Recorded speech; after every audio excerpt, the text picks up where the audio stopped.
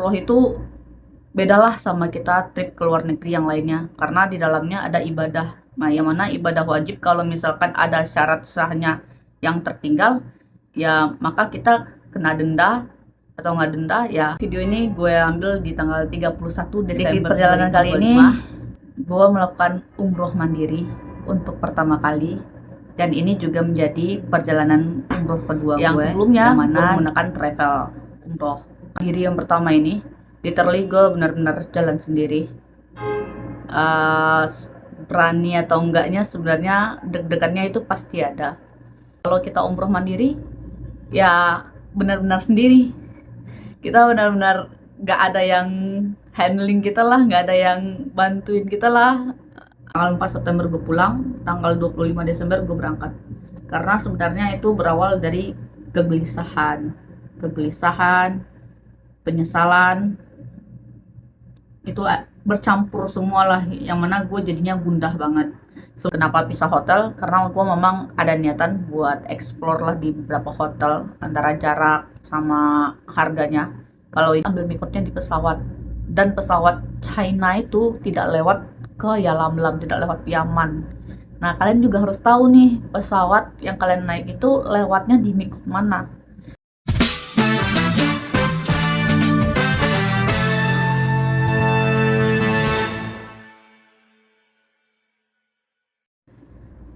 Halo, assalamualaikum warahmatullahi wabarakatuh. Selamat datang di channel YouTube gue. Nama gue Sherly Maisa. Gue lagi pengen aja buat vlog sebagai apa ya, kenangan lah buat gue di perjalanan gue. Karena sebelumnya gue juga sempat ada perjalanan yang lama, kurang lebih 15 hari. Tapi gue nggak bikin yang beginian. Jadi gue pengen coba explore, siapa tahu ada rezekinya di sini ya kan, kita kan nggak tahu. Dan juga siapa tahu bermanfaat juga buat teman-teman, terutama yang mau melakukan perjalanan umroh. Video ini gue ambil di tanggal 31 Desember 2025, ya, satu hari sebelum pergantian tahun di 2026. Dan gue tag video ini di Hotel Al Sahbah Mekah. Itu jaraknya kurang lebih 20-30 menit ke Masjidil Haram kalau jalan kaki, atau kalau kilometernya itu kurang lebih hampir di 1,5 km lah. Di perjalanan kali ini gue melakukan umroh mandiri untuk pertama kali, dan ini juga menjadi perjalanan umroh kedua gue, yang mana di 2 bulan atau 3 bulan sebelumnya, yaitu di bulan Agustus tanggal 21 sampai 3 September gue juga melakukan perjalanan umroh. Bedanya adalah yang sebelumnya gue menggunakan travel umroh. Karena apa? Karena itu kan umroh pertama gue, dan gue juga belum tahu lah ilmunya gimana nya dan sebagainya. Dan juga gue bawa orang tua, makanya gue mau menggunakan travel umroh juga. Jadi biar bisa diajarin, diambil ilmunya, dipelajari lah semuanya sampai perintil-perintilan gimana mereka cara handling di bandara, gimana mereka cara handling di Masjid Nabawi, di Masjidil Haram gitu. Nah, dari situ gue jadi belajar, gue ambil ilmunya, gue manfaatin itu, yang pada akhirnya membawa gue ke perjalanan ke umroh yang kedua ini, yang mana gue jadi bisa tahu lah apa aja yang harus di prepare untuk perjalanan umroh itu. Rukunnya, syarat sahnya kan. Kalau umroh itu bedalah sama kita trip ke luar negeri yang lainnya, karena di dalamnya ada ibadah. Nah, yang mana ibadah wajib kalau misalkan ada syarat sahnya yang tertinggal, ya maka kita kena denda atau nggak denda ya, umrohnya tidak sempurna, atau bahkan bisa dikatakan belum diterima atau belum bisa diulang lagi gitu. Nah, untuk umroh mandiri yang pertama ini literally gue benar-benar jalan sendiri. Berani atau enggaknya sebenarnya deg-degannya itu pasti ada, karena ini perjalanan travel gue pertama kali juga ke luar negeri sendiri. Dulu pernah ke luar negeri sendiri, yaitu ke Malaysia, cuman itu nggak menggunakan pesawat, jadi dia menggunakan kapal. Karena gue dulu tinggal di Batam, jadi Batam Malaysia itu dekat, menggunakan kapal itu kurang lebih cuma 2 jam gitu. Sekarang gue perjalanan ke luar negeri itu di perjalanan pesawat 18 jam lebih karena gue transit gitu. Imigrasi nggak pernah di bandara imigrasi sendiri, mana imigrasi di Indonesia, imigrasi di tempat negara gue transit, imigrasi di Arab, itu sama sekali gue nggak tahu karena gue belum pernah kan sendiri. Karena yang sama travel umroh itu benar-benar di handling sama mereka gitu, imigrasi mereka yang ngurus dan sebagainya, kita cuma lewat doang gitu. Adalah ibaratnya backupan. Kalau kita umroh mandiri ya benar-benar sendiri, kita benar-benar nggak ada yang handling kita lah, nggak ada yang bantuin kita lah, entah itu angkat koper ataupun apa check in gitu. Nah untuk umroh mandiri atau perjalanan umroh ini sebenarnya gue lebih ke dadakan, dibilang dadakan bisa jadi tapi dadakannya gue prepare-nya lengkap gitu. Kenapa gue bisa balik cepat? Tanggal 4 September gue pulang, tanggal 25 Desember gue berangkat. Karena sebenarnya itu berawal dari kegelisahan, penyesalan, itu bercampur semua lah, yang mana gue jadinya gundah banget. Sebenarnya akhir tahun ini gue pengen itu liburan ke luar negeri juga, tapi luar negerinya yang lain gitu. Gue pengen explore tempat-tempat atau negara-negara yang lain. Sempat prepare sama teman rencananya mau ke Thailand, apa Korea, atau pernah dapat datang ke sebuah event di mall itu ada buat jalan-jalan luar negeri lah. Jadi itu harganya sama kurang lebih di 20 juta, tapi kita jalan-jalannya ke Europe gitu. Ada include Swissnya. Swiss itu salah satu dream country gue lah, negara yang pengen banget gue kunjungi juga gitu. Tapi entah kenapa hati gue tergerak ke sini lagi gitu. Karena yang pertama, gue rasa umroh pertama gue ibadahnya kurang maksimal. Lebih banyak di hotel, lebih banyak mainnya, lebih banyak sibuk dokumentasinya, mungkin karena kita baru pertama kali ya ke sini ya. Jadi kayak excited gitu, sampai excited itu saking excitednya kita lupa nih. Kita sampai bablas untuk ibadahnya nggak terlalu menikmati jadinya. Padahal ya videonya itu gue nggak posting berlebihan, cuman di story doang gitu, buat arsipan dan buat dokumentasi, yang mana itu jadi sampah, bukan sampah sih, jadi menuhi memori lah. Pada akhirnya gue mulai hapus-hapusin juga gitu. Nah di situ mulai ada penyesalan lah di bulan-bulan November. Itu mulai ada penyesalan sampai pada akhirnya gue mulai susah tidur. Dan pas tepat di 11.11 ya, itu lagi banyak promonya penerbangan. Jadi dan itu gue lagi nggak ada duit, serius gue lagi nggak megang duit di ATM, itu benar-benar sisa buat makan doang. Terus lu dapat duit dari mana gitu? Ya alhamdulillah kan kita selama ini setiap gajian juga ada tabungan lah, bikin tabungan, entah itu beli emas antam ataupun kita investasi juga di gue menekan bibit, gue invest di sana buat backupan lah gitu. Jadi ya gue ngelihat gue punya antam waktu itu di OCBC kurang lebih 5 gram. Kalau gue jual itu kurang lebih 11 jutaan. Dan pada saat itu gue ngelihat tiket PP Jakarta Jeddah Jakarta itu bisa kurang lebih di 11-12 gitu. Akhirnya gue nekat untuk jual itu barang, jual itu antam, walaupun gue belum tahu nih uang buat hotel nanti gimana gitu. Dia gue jual itu antam 5 gram, terus gue langsung beli tiket. Dan kebetulan lagi ada promo tiket berangkat ke Jeddah 5 juta. Itu Hainan Airlines punya China. Jadi transitnya di Haikou Meilan China Airport gitu. Itu di 5.100.000 lah kalau nggak salah gue belinya. Jadi di semua tiket yang lain itu harganya di atas 7 juta, 8 juta. Nah kebetulan dapat yang Hainan ini 5 juta, gue langsung check out itu juga. Hari itu juga, besokannya gue baru mulai check out untuk penerbangan kepulangan. Penerbangan kepulangan ini alhamdulillah tiketnya murah-murah, lebih murah daripada yang berangkat. Rata-rata itu 5 juta, 6 juta, 4 juta tergantung lah pesawat apa yang mau kita ambil. Jadi karena duitnya masih ada sisa 6 juta, gue manfaatin itu untuk ambil penerbangan pesawat yang benar-benar pengen gue coba buat naik pesawat itu, yaitu Qatar Airways. Jadi gue untuk pulangnya gue check out Qatar Airways itu di 5 juta 100 juta 5 juta 100 juga gitu. Dan gue ambil transit yang panjang di Doha, kurang lebih transitnya itu di 8 jaman. Jadi gue pengen explore Doha juga. 5 jam 8 jam itu lumayan cukup gitulah menurut gue. Kalau misalkan lebih dari sehari itu too much lah. Karena apa? Karena mata uangnya mahal guys kalau di Doha itu. Jadi gue rasa ya udahlah 8 jam cukup gitu. Kalau di China tadi, kalau yang pakai pesawat Hainan itu kita transit di Haikou itu kurang lebih 3 jam. Nah, untuk prepare lain-lainnya gimana? Hotel waktu gue order hotel ini juga gue lagi nggak ada duit sebenarnya. Asli gue lagi nggak ada duit. Terus duitnya dari mana? Gue ngelihat gue punya emas perhiasan lah, ada kalung sama cincin lah, yang mana juga jarang gue pakai waktu itu, gue simpan. Ya pada akhirnya gue gadai itu buat bisa beli hotel, booking tiket hotel.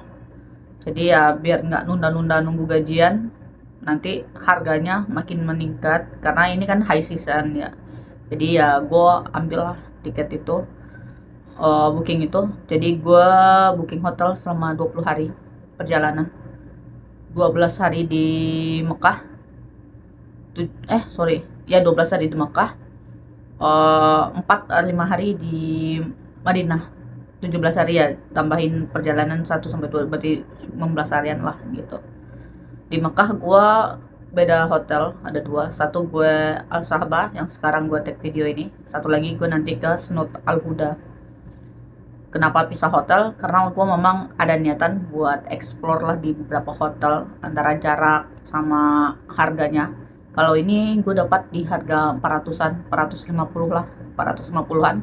Kalau di Snout Al Huda gue dapat harga di 200 ribuan. Nah gue nggak tahu nih gimana bentukan Snout Al Huda seperti apa. Kalau di Al Sahbah menurut gue worth it. Kenapa? Jaraknya nggak terlalu jauh, dekat dengan Anjum. Kalau kalian tahu Anjum Hotel, nah itu kita ngelewatin Anjum Hotel gitu. Kamar mandinya bersih, nggak berisik pastinya karena hotelnya nggak terlalu gede, jadi nggak terlalu berisik. Kalau hotelnya gede itu menurut gue berisik banget asli. Terus liftnya nggak antrian, jemurannya nggak antrian, pokoknya mantep banget lah nih hotel. Salah satu nanti gue kasih liatin video atau footage-nya tuh. Kalau di Snout Al Huda 200-an itu ya, kalau dilihat dari pada saat check out itu sama aja fasilitasnya gitu. Cuman ya nggak tahu ya sekarang nanti gimana, nanti kita lihat footage-nya juga. Terus yang kedua di Madinah. Nah di Madinah awalnya gue ambil hotel yang mahal, gak mahal banget sih sebenarnya, bagi gue mahal ya, tapi bagi orang lain kan nggak tahu, karena gue sendiri 700 ribu termasuk mahal menurut gue ya. Tapi sebenarnya kalau di Madinah 700 ribu itu sebenarnya lebih murah gitu. Dan ternyata kendalanya adalah si hotel ini susah dihubungi, karena kita apply visa itu harus dari approval dari orang hotel. Nah jadi apply visa untuk umroh ini itu menggunakan nusuk. Walaupun kita menggunakan travel agent buat minta bantu apply visa, tapi kita harus minta approval ke pihak hotel. Jadi kita benar-benar harus menghubungi pihak hotel gitu. Nah alhamdulillah Al Sahbah ini hotelnya cepat menanggapi, cepat respon, dan cepat nge-approve di nusuknya gitu. Kalau Snout Al Huda itu agak sulit, serius. Itu gue beberapa hari bolak-balik, mereka ada CS ini, ada CS itu, ada CS ini, sulit banget. Alhamdulillahnya tapi bisa approve lah. Terus yang di Madinah ini, nah ini yang lebih sulit lagi. Gue pertama ambil rest in namanya, itu nggak bisa dihubungi sama sekali. Akhirnya gue minta bantuan dari tiket.com buat ngehubungin dan sebagainya, dia nggak ada respon juga. Akhirnya gue minta cancel aja dari tiket.com-nya, akhirnya di cancel gitu. Dan gue beli tiket yang atau booking yang lebih murah lagi. Kenapa gue nggak mau yang mahal-mahal? Ya gue itu tadi kan gue berangkatnya biar tidak ada penyesalan lagi, biar nggak terlalu nyaman di hotel. Kalau hotel itu dekat sama Masjidil Haram atau Masjid Nabawi, itu kita gampang bolak-baliknya. Kayak gue yang sebelumnya itu beneran dekat banget sama tempat ibadah gitu. Jadi kayak yaudah ntar deh, bentar lah, nyaman nih di hotel. Yang pada akhirnya waktu habis gitu. Sedangkan yang sekarang kita malas balik ke hotel karena capek. Ya udah akhirnya pernah gue uh, nyampe di Masjidil Haram jam 11 zuhur. Ntar lah pulang capek nah sekalian aja asar. Abis asar ya udahlah nanggung sekalian aja maghrib. Abis maghrib ya udahlah nanggung sekalian aja isya. Jadi nggak balik ke hotel. Makannya gimana? Kebetulan gue bawa snack atau cemilan di dalam tas.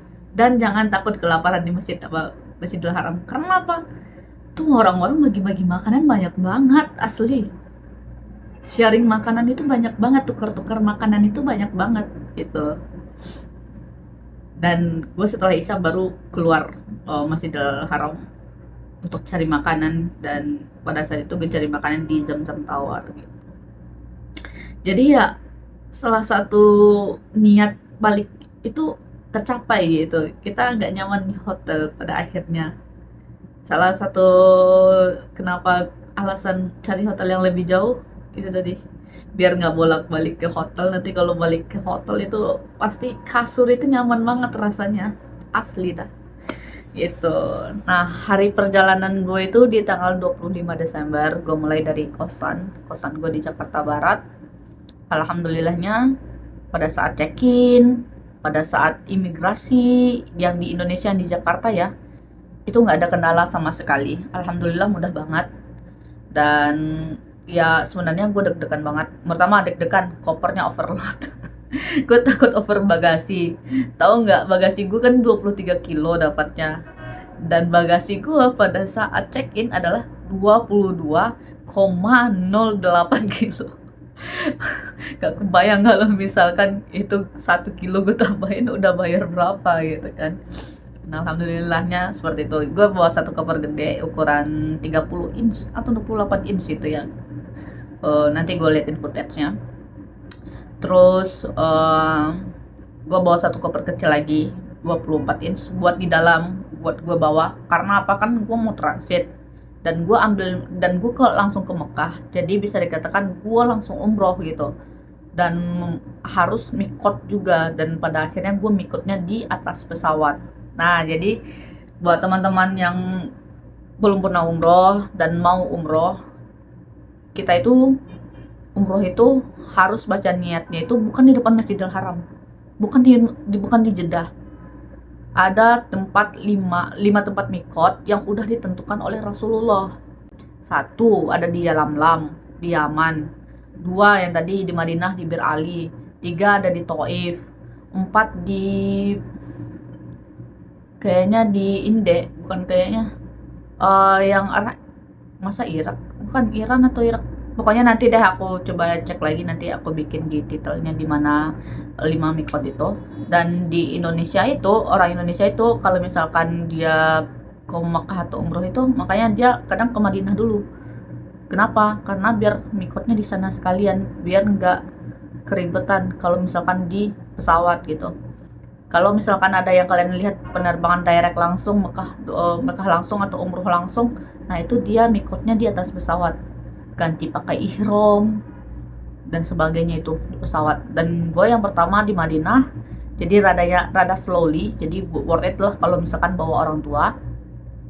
Tapi ya waktunya jadi lebih panjang juga, jadi lebih lama. Nah, kalau yang kedua ini gue langsung umroh, jadi gue ambil mikotnya di pesawat. Dan pesawat China itu tidak lewat ke Yalamlam, tidak lewat Yaman. Nah, kalian juga harus tahu nih, pesawat yang kalian naik itu lewatnya di mikot mana. Kalau misalkan naik pesawat Indigo, Saudia, terus apalagi ya, Qatar, itu dia melewati yang namanya Yaman. Jadi ambil mikotnya di Yalamlam. Nah, kalau pesawat China Airlines itu tidak melewati Yalamlam, tidak melewati Yaman. Dan itu ngelewatin adalah Taif. Jadi kita bisa ambil mikotnya di Taif. Namanya apa ya, nanti gue tulis lagi, gue lupa. Gitu. Dan ya ilmu-ilmu yang seperti itu yang benar-benar harus di-prepare sebenarnya. Dan ilmu-ilmu ini yang gue dapatin adalah dari umroh pertama. Jadi buat teman-teman yang mau umroh, takut-takut umroh karena gue nggak tahu gue harus apa umroh itu, gue nggak punya persiapan dan sebagainya, gue nggak tahu ilmunya seperti apa, syaratnya gimana. Sebelum kita umroh itu ada yang namanya manasik umroh. Nah, kalau kalian ngikutin travel itu ada yang namanya manasik umroh dan kalian dikasih ilmunya. Syarat syah umroh itu apa, rukun-rukun umroh itu apa, cara umroh itu gimana. Cara umroh itu cuma 4 guys. Sama kita kayak kita sholat fardu. Satu mikot atau ihram. Satu ihram, ambil ihram di mikot. Dua tawaf. Tiga sya'i. Empat tahalul, kelar umrohnya. Nah, tapi di dalamnya itu sama kayak kita sholat fardu, ada syarat syahnya juga. Kayak kalau sholat fardu nggak boleh kentut, nggak boleh batal wudhu dan sebagainya. Nah, kalau umroh itu banyak hal yang larangannya. Salah satunya kita nggak boleh bawa wangian. Terus bahkan wangi sabun pun nggak boleh. Terus yang kedua apa? Setelah ambil mikot nggak boleh kita gunting kuku. Jadi semuanya itu kita prepare-nya sebelum kita ambil mikot. Nah, waktu gua yang berangkat umroh ini, bentar, gua ini jam berapa ya? Oke, masih ada waktu 15 menit lagi sebelum check-in. Oke, waktu yang gua umroh kedua ini yang ambil mikot di pesawat, gua udah prepare dari rumah sebenarnya. Gua prepare dari rumah itu, satu gua mandi wajib. Itu harus mandi wajib dulu, sama kayak kita mandi wajib setelah haid dan sebagainya. Nah, ini mandi wajib untuk membersihkan hadas kita, hadas besar, hadas kecil. Dan mandi wajibnya itu kalau bisa, bukan kalau bisa sih, disarankan atau dianjurkan itu yang tidak ada sabunnya, tidak ada parfumnya. Nah, apa tuh sabunnya tidak ada parfumnya? Rata-rata parfum sabun kita di Indonesia itu semuanya ada ingredients parfum di dalamnya. Apa mereknya semuanya ada. Dan gue waktu umroh pertama itu ketemu sama satu travel package umroh, yaitu dari si Wardah. Nah, dari Wardah itu gue pakai. Jadi dia namanya package adalah umroh and haji package gitu. Di situ ada sabun sekaligus sampo, ada sunscreen, ada moisturizer, ada botol buat air zam-zam, ada lip balm, ada deodoran, dan semuanya itu tidak ada mengandung parfum sama sekali. Jadi itu bisa kita gunakan untuk kita yang mau umroh daripada kita mandi air aja gitu. Alhamdulillah sekarang udah adalah brand yang membantu kita lah. Jadi gue berangkat di Jakarta itu gue udah prepare, gue mandi wajib pakai sabun Wardah, pakai sampo Wardah yang nggak ada parfumnya itu.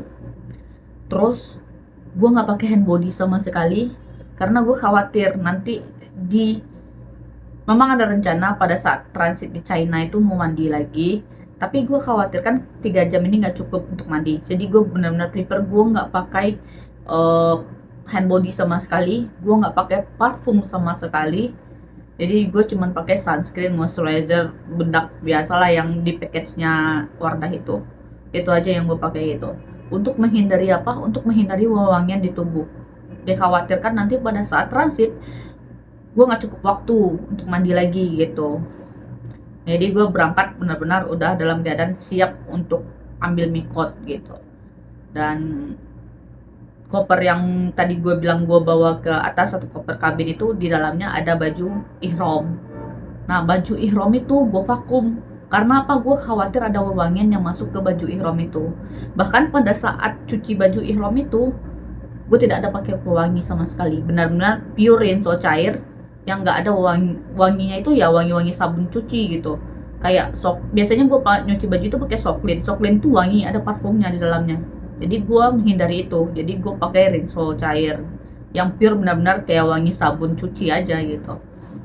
Itu di dalamnya gue lengkap, gue masukin ke kabin, gue vakum. Dan karena lagi musim dingin, gue prefer juga di cover kabin itu adalah jaket tebal, dan itu benar-benar berguna banget. Jadi perjalanan gue waktu itu mulai dari rumah itu setelah zuhur, gue sebenarnya berangkatnya jam 7 dan check-innya itu jam 4 atau jam 5 bisa. Cuman gue prepare aja biar bisa bikin video-video juga gitu, biar nggak buru-buru juga karena gue sendiri kan.